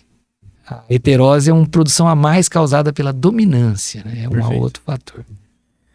Tá, mas e aí? O senhor acha que o Angus veio para ficar? Não, eu acho que sim. Não, na verdade, o rebanho do Angus no Mundial, eu acho que é o maior rebanho do mundo. Eu posso estar enganado, mas a maior quantidade se você for somar quantos animais tem no mundo, hoje o Angus é o top. Quando eu estava nos Estados Unidos, a gente foi visitar, o Angus estava passando, ele estava numa ascendência, né, enquanto que o Hereford estava caindo muito. Então ele tem algumas coisas que não funcionavam tão bem lá nos Estados Unidos, eles estavam diminuindo a quantidade de Hereford e aumentando de Angus. Logicamente, quando você fala assim, mas eu posso ter outras raças. Sim. E aí é uma questão de você se adaptar. O pessoal está usando muito Wagyu hoje, né? Falando de Wagyu, para buscar marmoreio. Eu não sei se o mercado brasileiro quer um marmoreio no grau que o Wagyu oferece. Uhum. É muita gordura para quem come muita carne. O brasileiro tem um costume de comer churrasco, né? Eu tenho amigos que comem churrasco todo fim de semana, não sei como eles estão sobrevivendo a isso, mas basicamente não sei se o nosso mercado quer uma carne tão marmorizada quanto os japoneses. Exatamente. Então talvez o Angus seja uma combinação ideal. mas não quer dizer que não surja um rebanho diferenciado, e isso tem muita questão de moda, né? A gente percebeu pela sequência de animais. Mas eu acho que as características do Angus e do Nelore são complementares, e para o cruzamento é o que a gente tem de melhor hoje. Não posso... A predição no futuro, depois eu explico em sistemas complexos. Perfeito. Bom, falando nisso, né? Aproveitando, como tem sido a produção de touros Angus da Fazenda São Marcos? Assim, a gente já está com mais de 30 anos produzindo, né? Então, assim, passamos por fases mais complicadas logo no começo, quando vieram os animais. Falei, putz, por que a gente está produzindo animais 100%, top 100%? Né? E quando a gente percebeu essa questão da interação, a gente começou a selecionar animais de formas diferentes, né? Tentando aproveitar, mesmo não tendo a indicação. O Angus também não tem ele não faz uso de melhoramento genético de precisão. Acho que só eu tenho o nome dos animais da New Show Farms que eram adaptáveis, que eram adaptados, né? Então, você tem essa possibilidade, e a gente utilizou bastante, e hoje eu tenho menos preocupação com a questão ambiental. Lógico que nas temperaturas que a gente observou nos anos passados, a gente talvez precise de algumas práticas, né? Aumentar sombreamento de pastagem, uma coisa desse tipo. É lógico que o animal zebuíno, ele é mais resistente ao calor do que um taurino. Uhum. Mas eu acredito que a gente já tem, a gente consegue produzir bezerros praticamente idênticos aos que eu vi quando a gente foi nos Estados Unidos. Uhum. E aí você me pergunta, foi a seleção, ou será que tem alguns fatores que a gente chama de fatores epigenéticos, né? Bom, por enquanto eu não posso te afirmar, mas eu sei que a gente está produzindo animais muito bons. A gente fez os últimos animais que a gente abateu, né, que foi para abate, o média foi agora acho que foi 2.200 de ganhos diários de animais com menos de ano e meio, mais ou menos, que foi lá para o Boitel do Felipe. Do Felipe. Só aproveitando que o Felipe é o nosso próximo convidado, hein? Então você pergunta como é que estavam os touros. Eram todos animais puro Angus. E ele falou, nossa, acho que a gente vai precisar bater, tá muito molhado aqui e tal, eu não sei se vai dar muito peso. Deu 2,2 kg. Então tinha animais com 2,500 de ganho diário. E rendimento de carcaça? 50, é normal. Na verdade a gente negociou antes, né? Então, na entendi. verdade, não foi feita a avaliação. Mas eram animais inteiros, com menos de 2 anos, e tudo com, acho que a média deu 20 arrobas, mais ou menos. E, assim, criados a pasto lá na fazenda, né? Eu faço complementação. Eles ficaram, acho que 60 dias com ele. Esses últimos. A gente já teve outros até melhores, mas o último que ficou pra lá foi isso. Legal. Semana que vem o Felipe vai estar aqui com a gente. Vamos explorar bastante essa história aí. Muito legal. Tem uma pergunta capciosa aqui, Uhum. que alguns veterinários mandaram aqui para mim, eu preciso fazer para o senhor. Tá, se eu souber... Bom, vamos lá. Quando o pecuarista deve adotar a utilização de touros, né? Hoje fala-se muito da IATF, né? Então, o que emprenha mais? IATF ou touro? Eu falei que era uma pergunta capciosa, então... Não, então, acho que um veterinário seria só engenheiro agrônomo, né? E melhorista, talvez o veterinário fosse o ideal para responder. O que eu posso vou colocar meu ponto de vista, pode ser? Pode ir, só para complementar. Aí o senhor aplica, como que o produtor aplica, como é que ele utiliza isso como estratégia dentro da fazenda, né? A gente tem IATF, tem a utilização de touros, eu utilizo os dois, né? Isso, mas... o que eu entendo assim, o produtor, né, ele tem que, o pecuarista tem que ter bem claro para ele qual é o objetivo dele. Então, e a partir do momento que você define os objetivos, né, aí você vai usar alguns critérios para poder chegar nesses objetivos. Uhum. E um dos problemas é assim, para que você usa inseminação artificial? Para fazer melhoramento. Você não faz para aumentar seus índices de prenhez. Porque a inseminação artificial tem muitos mais fatores, tem outros fatores, vários fatores que podem atrapalhar no sucesso. Você vai ter taxas de prenhez baixas se você fizer um erro qualquer durante esse processo. Então, o que acontece? A inseminação artificial vai ser importante se você está preocupado em utilizar touros com uma avaliação genética de alta acurácia, por exemplo. Uhum. Então, agora, se a minha preocupação é ter animais prenhes, eu posso tirar todos os fatores de risco da inseminação artificial e colocar um touro que vai trabalhar em horários que normalmente o funcionário não gostaria de estar lá verificando o cio. Então aí a pergunta é assim, você quer vacas prenhes ou você quer animais de alta DEP? Então, mas eu quero os dois, ótimo. Aí você faz uma combinação desses resultados. Você vai usar IATF e fazer ter o melhor índice que você conseguir com animais de alto valor genético. E o que faltar você, para não perder a estação de monta, né, ficar inseminando animais que podem ter alguma dificuldade na inseminação, você coloca o touro. Certo? Normalmente o pessoal faz isso, colocar touro de repasse, né? E aí a minha dúvida, eu sempre brinco, né? A gente vendeu muito, um período nosso de venda de touros era especialmente para repasse, justamente porque vou fazer o repasse com outra raça, né? Você faz inseminação com Angus, e quando você faz com outra raça, você tem um lote que não é homogêneo, aquele lote colorido, tem um animal Nelore, tem um outro que é Angus, isso perde valor. E se você tem touros hoje, que a gente sabe que o Angus consegue ter, o Angus ou mesmo o Ultra Black, por exemplo, eles vão conseguir cobrir, né? E em ambientes vamos dizer assim, razoavelmente rústicos, né? E o animal sendo já crescido, dificilmente ele tem se você alimentar razoavelmente, ele consegue manter a capacidade. E agora, o que eu acho mais importante é IATF, é inseminação artificial ou é touro?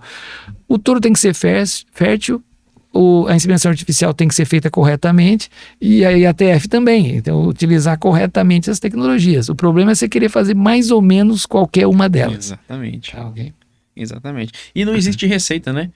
O produtor tem que estar muito bem alinhado com o objetivo dele, com o que ele quer, o que ele quer produzir, né? O manejo dentro da propriedade, né? Então, enfim, o importante é que nós temos boas ferramentas à disposição aí para a gente produzir uma carne de qualidade. Perfeito. Professor, como que o senhor avalia, de uma maneira geral, o cenário atual da pecuária de corte brasileira na abordagem de sistemas complexos? Tá. E quais são as projeções, né? Essa pergunta você fez porque consta lá que eu sou responsável por sistemas complexos do Instituto. Exatamente. Fiz um Google ali e fui no chat GPT, ele me deu uma ficha técnica do senhor ali. Não, então, o que acontece aí nessa situação? Bom, acho que eu vou até contextualizar, né? Basicamente, quando terminou o projeto lá projeto de melhoramento genético de precisão, né? Que a gente fechou com os resultados, né? Uma das coisas que me deixou assim, eu fico sempre dependente das associações. A gente trabalhou inclusive com a de semental. Eu tenho um último artigo que foi publicado junto com o professor Francisco de Araújo Neto, que é lá do IF Goiano, né? Que era usando os dados do cimental. Mas e o que acontece? Assim, é um desgaste para você conseguir os dados, para você depois ficar, vamos dizer assim, lidando com os pormenores que você não pode, isso, você tem aquilo, etc. Aí eu resolvi mudar um pouquinho a minha linha e fazer o inverso do que eu fiz até hoje. Basicamente, o que eu tinha feito do mestrado até o doutorado era criar animais, pegar os animais, né, e estimar parâmetros genéticos, né, desenvolver, né, calcular os valores genéticos. Então eu pegava os rebanhos verdadeiros, né, os dados que vêm da associação e transformava em dados estatísticos, né, e descrevendo geneticamente uma população. Aí surgiu a ideia de fazer o inverso, né, eu pegar todos os dados, os parâmetros genéticos que a gente tem das populações de qualquer raça, que são publicados normalmente, né, e eu fazer o inverso, eu criar rebanhos. Só que aí eu faço isso dentro de um computador, então eu simulo populações virtuais. Então eu consigo criar 10 mil animais a partir de um dado genético, que aparentemente essa população é exatamente igual à população de origem. Só que elas, em vez de ser animais de verdade, são animais cujos dados que eu estou querendo analisar são atribuídos aos animais virtuais, né? São como se fosse um joguinho de computador. Então, basicamente hoje o que a gente faz no Instituto eu fiz algumas especializações em programação, parte de sistemas complexos lá, né, no Instituto Santa Fé, lá em Novo México, né, que é um lugar onde o pessoal utiliza umas linguagens diferentes, né, que chama linguagem de modelagem baseada em agentes. E aí montei, durante a pandemia, que a gente não podia ir para o instituto, né, aí eu montei um software lá, que ele simula populações e a gente consegue simular a evolução dessas populações. Então, o que eu consigo fazer é, ao longo do tempo, imagine que eu crio um rebanho de 10 mil cabeças e vejo daqui 600 anos, né, como ela vai estar em torno de 30 segundos. Então, eu consigo simular um monte de situações, né, predizer vários perfis, né, e a gente descobriu muita coisa diferente, né, tem um monte de variáveis diferentes que a gente pode utilizar usando outras teorias diferentes, a teoria de informação, etc. E é bem legal, muda um pouco a nossa visão muito, né, centrada naqueles dados que a gente tem das medições dos animais, né, para medições que eu calculo a partir dos animais que a gente gera. E basicamente o que a gente percebe, né, só que daí eu me preocupei em usar os modelos que eu tinha desenvolvido. Então, basicamente, a gente volta para os animais e eu tenho algumas observações em cima dos chamados sistemas complexos. O problema do sistema complexo, por que ele é interessante, é que ele diz o seguinte, né, que se as variáveis que definem, por exemplo, o mercado de boi, a economia é um sistema complexo, né, assim como a produção de boi também, porque você tem um monte de variáveis, um monte de fatores que interagem, e se eles interagem, um fator pode de repente potencializar outro. Significa que é muito difícil predizer a longo prazo um sistema complexo. O que você pode fazer é criar simulações que me digam que há uma boa probabilidade de determinado fato acontecer.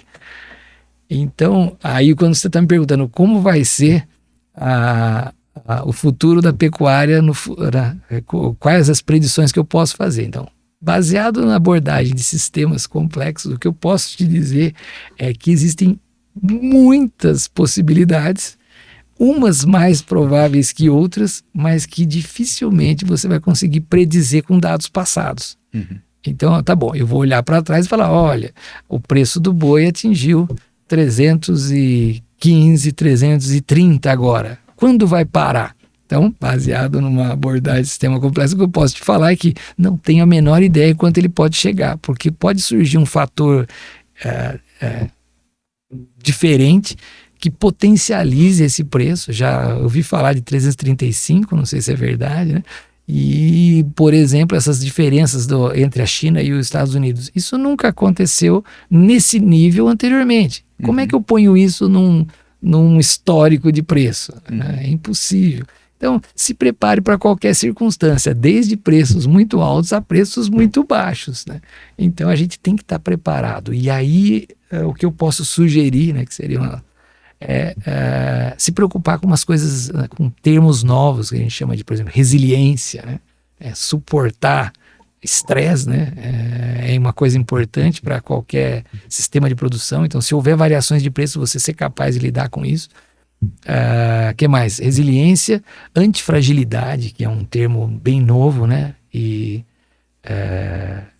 que a gente tá ouvindo crescer, né? E são típicas de sistemas complexos, né? E às vezes você sofrer muito estresse, às vezes fortalece o sistema que você está gerenciando. Então isso seria ligado à antifragilidade. Tem um monte de conceitos novos interessantes, mas vou parar por aqui. Bacana. Bom, o senhor falou do preço da arroba aí, já está marcando novembro, preço futuro 350. 350, 351 e estão falando arroba 400, né? Eu vi. O problema da arroba 400 é que o custo acompanha também, né? Então o mercado é muito inteligente, né? Ele percebe que você é capaz de pagar mais porque ele não vai subir também o insumo, né? Exatamente. Então.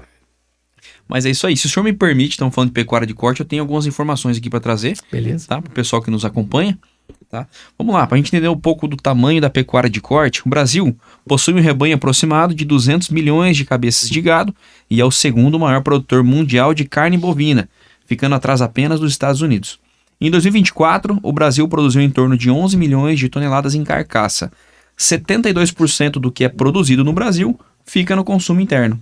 A China é a nossa maior compradora, ficando com quase 50% do que é exportado pelo Brasil, segundo dados da ABIEC. O Brasil é o maior exportador de carne bovina no mundo representando 24% do mercado global, seguido pela Austrália com 13%. Com as exportações, o Brasil obtém 13 bilhões de dólares em geração de divisas. Somente o elo da pecuária de corte gera acima de 3 milhões de empregos no país. O PIB da pecuária de corte é de cerca de 180 bilhões de dólares, o que representa em torno de 8% do PIB nacional. Estima-se que o pagamento anual de impostos esteja em torno de 160 bilhões de reais. Para muitos desinformados, a pecuária de corte é considerada uma vilã ao meio ambiente. No quesito sustentabilidade, o Brasil foi o primeiro país a criar uma certificação para carne e carbono neutro, ou seja, para reconhecer os sistemas de produção que neutralizam a emissão de gases de efeito estufa. Organizações como a Embrapa têm trabalhado em sistemas como a integração lavoura-pecuária-floresta, no qual obtém-se ganhos de produtividade e onde o sistema contribui para remover carbono da atmosfera ou armazená-lo no solo. Enquanto alguns dizem que consumir produtos da pecuária é incentivar o desmatamento, nós vemos as áreas de pastagens caírem no Brasil, de 193 para 163 milhões de hectares nos últimos 30 anos, redução de 18% em ritmo de queda contínua. Ou seja, além de aumentar sua produtividade, em 30 anos, a pecuária liberou 30 milhões de hectares para outros sistemas de produção. E a pecuária está presente em quase tudo. Através do couro são fabricados calçados, bolsas, cintos e móveis. Além do couro, a cadeia gera coprodutos utilizados na fabricação de gelatinas, ecoplásticos, óleos lubrificantes, velas, fogos de artifício, cordas de instrumentos musicais, medicamentos, dentre outros produtos essenciais ao consumo humano. E para finalizar, a pecuária de corte brasileira é responsável por alimentar milhões de pessoas no Brasil e no mundo. E não vá achando que há um tempo atrás o preço da picanha caiu por milagre de uns aí. Existe um fator que se chama mercado. Lá no século XVIII, Adam Smith já falava sobre a lei da oferta e demanda. Correto, mestre? Correto. Inclusive, Adam Smith, eu conheci o Adam Smith nas aulas do senhor. Tem uns...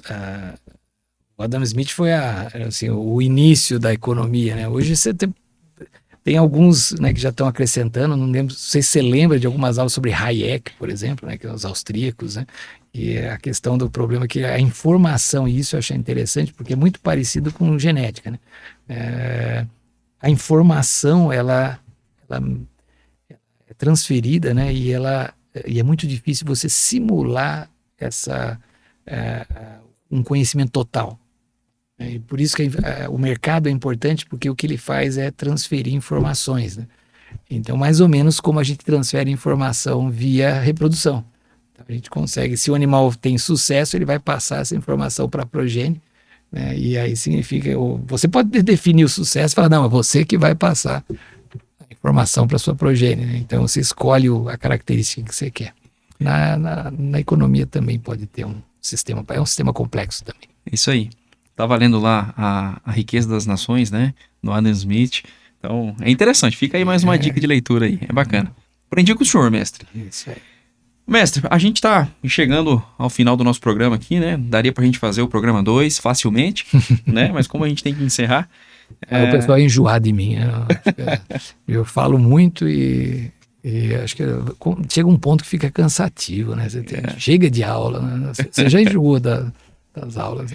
Bom, eu queria que o senhor deixasse aí um conselho para o produtor que deseja aprimorar o conhecimento em melhoramento genético, como é que ele aplica isso na propriedade dele, vai influenciar nos índices zootécnicos e principalmente, né, o principal, influenciar aí nos fatores econômicos, né, é o que interessa no final.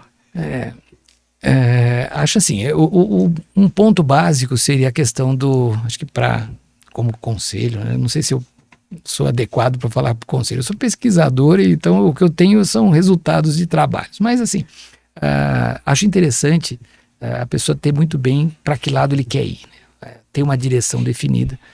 Eu sempre brinco que hoje a gente poderia estar escolhendo diferentemente as opções, né? Porque hoje você escolhe tal animal ou tal animal. Eu poderia chegar para você e falar assim, não, você não tem que escolher tal animal ou tal animal, eu quero saber se você é averso ao risco ou você gosta de ser arriscado. Uhum. Aí se você fosse uma pessoa aversa ao risco, eu ia falar, escolha um animal adaptável, ou seja, o ambiente vai mudar, vai ter mudança climática e você vai continuar produzindo, não demais, mas bem. Agora, se você gosta de risco, tente adivinhar o futuro e escolha um animal adaptado, porque ele vai ser muito bom nesse futuro que você está imaginando. Pode ser que seu futuro, né, que você escolheu não seja o que realmente aconteça. É um risco, né? Mas se você acertar, a sua produtividade vai ser muito maior do que qualquer outro. Então, saiba para onde você quer ir. Acho que é o primeiro ponto. Hoje, né, estando responsável por essa parte de sistemas complexos e a parte de ciência de dados, etc., eu acho que é importante a gente entender que tem um filósofo grego famoso, que eu gosto de citar, o tal do Heráclito, né? Que ele falava o seguinte, que ninguém se banha 2 vezes no mesmo rio. Primeiro porque o rio, as águas são outras, e segundo, você já não é o mesmo. Então, é entender que as coisas mudam, e a gente tem que se adaptar, a gente tem que ir entendendo essas tecnologias novas que estão surgindo, essa edição gênica, a gente nem falou edição genômica, a parte de inteligência artificial. Então, entendendo isso daí, lógico, sem desvalorizar o que a gente tem de conhecimento passado. Então, a gente tem que saber lidar com esses dois e equilibrar ambos. Então, tentem aprender o máximo possível sobre o passado e entender o máximo possível do que vem no futuro. E aí você tenta decidir no presente. Acho que é uma observação curiosa. Perfeito. É isso aí. Mais uma vez, obrigado por ter aceitado participar com a gente aqui. Obrigado pelos ensinamentos. Nosso amigo Arechaci esteve aqui presente em 2 programas. Maria Cristina esteve aqui também. Sim, o Arechaci hoje até comentou, né? Eu estava lá no Instituto à tarde, ele falou, não, manda um abração pro Sidney. E ele falou, não, e vai que é gostoso. Eu falei, tá, assim. Ele já veio, né? Ele já está acostumado, né? E o mestre é um grande parceiro meu e acaba se tornando um grande amigo, né? Sim, sim. E obrigado por ter dado essa aula pra gente. Agradeço também, faço questão de enaltecer a importância do professor na vida das pessoas e da sociedade como um todo, porque o professor, ele tem a capacidade de mudar a realidade das pessoas para melhor, né? Então muda a pessoa, muda o profissional, e eu sou prova disso. Então eu sou muito grato pelos ensinamentos, né? Carrego muito comigo os ensinamentos nas aulas que eu tive, né? A gente estava até falando um pouco aqui. Então é isso. Obrigado pelos ensinamentos do passado e obrigado pelos ensinamentos que o senhor trouxe para nós aqui hoje. Eu que agradeço a possibilidade de estar aqui, né? E é sempre gostoso rever os alunos, né? E a gente fica contente de ver o progresso de vocês, né? A gente dá uma pequena contribuição, cada um dá um pouquinho, né, do que tem de conhecimento, mas na verdade depois vocês vão acumulando e vão multiplicando, né? É bom saber que às vezes os alunos, a gente espera sempre que os alunos sejam melhor que a gente, né? Então é sempre pensando no progresso aí. Tá e bom? Hoje tirei um 7 para poder passar de ano ou não? Não, eu acho que eu falei muito, que você que tem que me dar nota. 10, né? Você me deu 10 no passado, 10 também. Obrigado, mestre. E antes da gente encerrar, a VL Produções tem um recado pra gente. A tecnologia drone chegou ao campo para oferecer uma nova perspectiva ao produtor rural. Com imagens aéreas detalhadas e de alta resolução, ajudamos você a visualizar e planejar sua propriedade de forma mais eficiente. Visualize terrenos, cercas, estradas e construções com mais precisão. Imagens estratégicas para a tomada de decisões na sua propriedade. Garanta imagens aéreas profissionais para otimizar sua produção e gestão rural. Entre em contato e leve inovação para o seu campo. E quero agradecer também a Nutri Rações, E-Solo, Oficina Picasso, Irrigação Carriel, Maré Shopping e a Rádio Interativa. E quero agradecer a você que nos acompanha. Esse foi mais um programa do Ruralmente Podcast e a gente se vê na próxima.